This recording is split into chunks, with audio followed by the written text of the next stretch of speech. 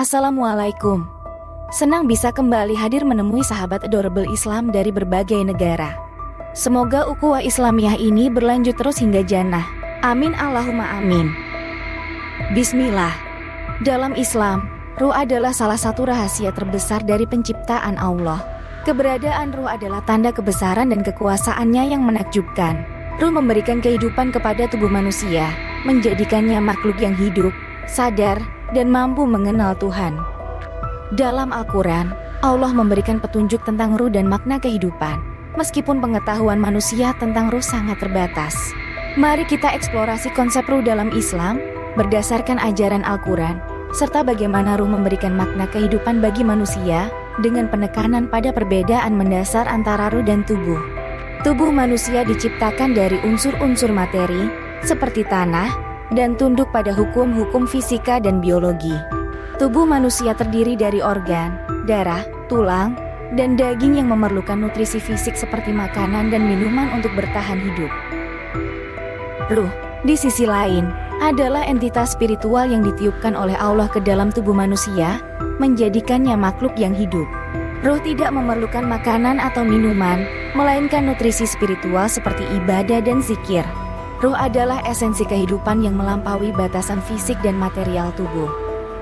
Bismillahirrahmanirrahim. Idza sawaituhu wa nafakhtu fihi min ruhi faqa'u lahu sajidin. Artinya, maka apabila aku telah menyempurnakan dalam kurung kejadiannya dan telah meniupkan roh dalam kurung ciptaanku ke dalamnya, menyungkurlah kamu kepadanya dengan bersujud.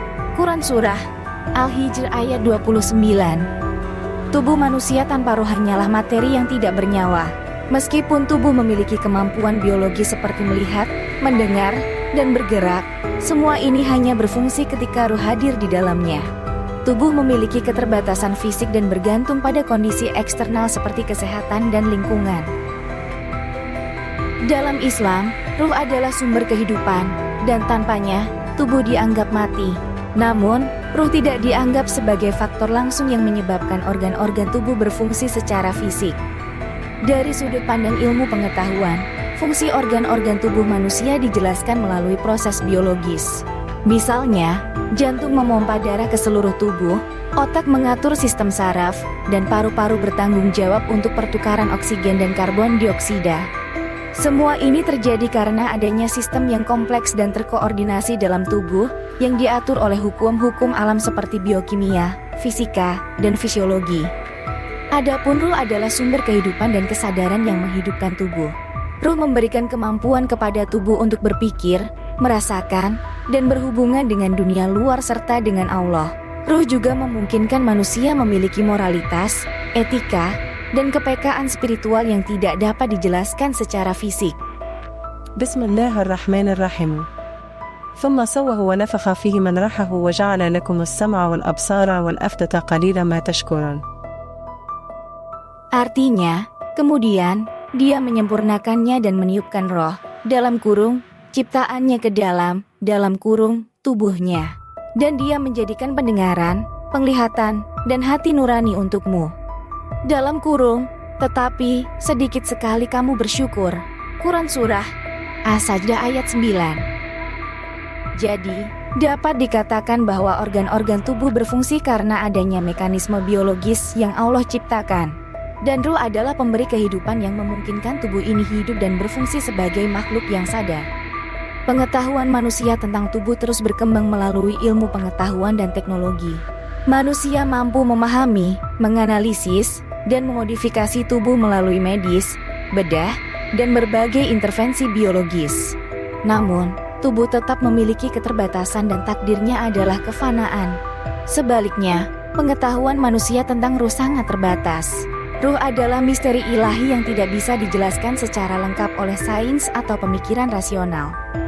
Ruh adalah urusan Allah yang hanya sebagian kecilnya diungkapkan kepada manusia melalui wahyu. Keterbatasan ini mengingatkan manusia untuk bersikap rendah hati dan menyadari bahwa ada aspek kehidupan yang melampaui pengetahuan manusia. Bismillahirrahmanirrahim.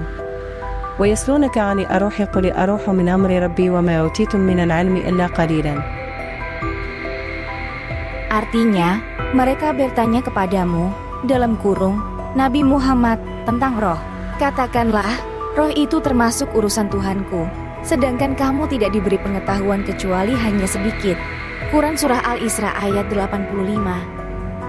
Ketika manusia meninggal, tubuh kembali kepada tanah, mengikuti siklus alam yang alami. Tubuh mengalami proses pembusukan dan menjadi bagian dari unsur-unsur bumi. Kematian adalah akhir dari eksistensi fisik tubuh di dunia. Ruh, di sisi lain, tidak mengalami kematian seperti tubuh. Ketika seseorang meninggal, ruh meninggalkan tubuh dan memasuki alam barzah, suatu dimensi antara kehidupan dunia dan akhirat.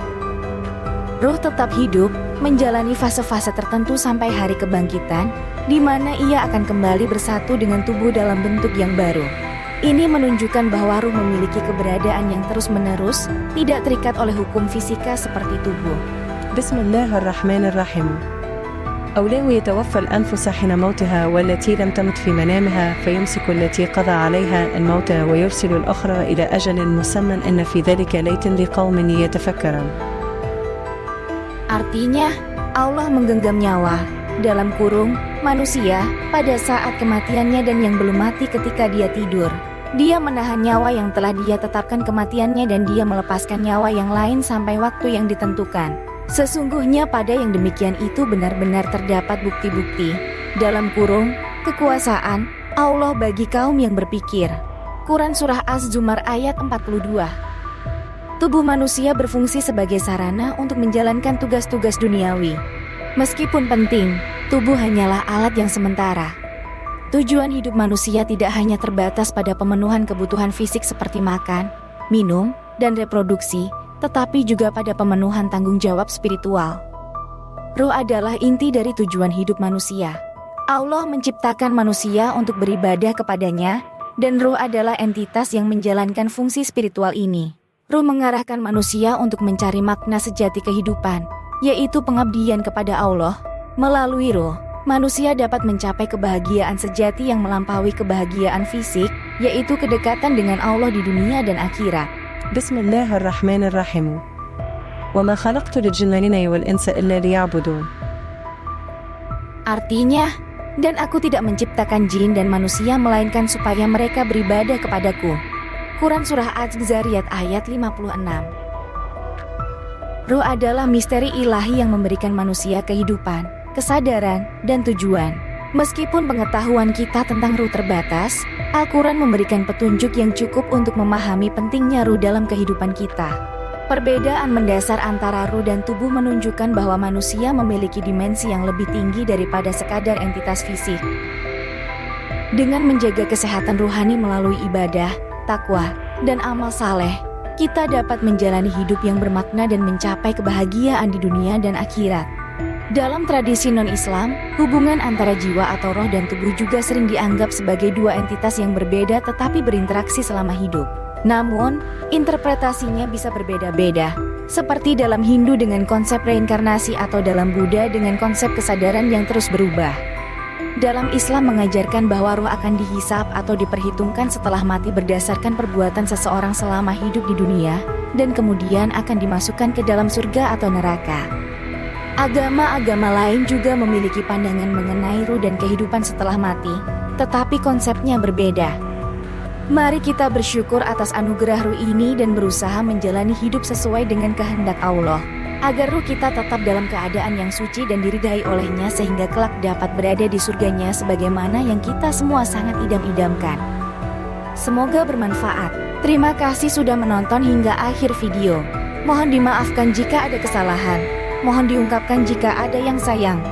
Akhir kata, wassalamualaikum warahmatullahi wabarakatuh. Thank you so much. Like And share. subscribe.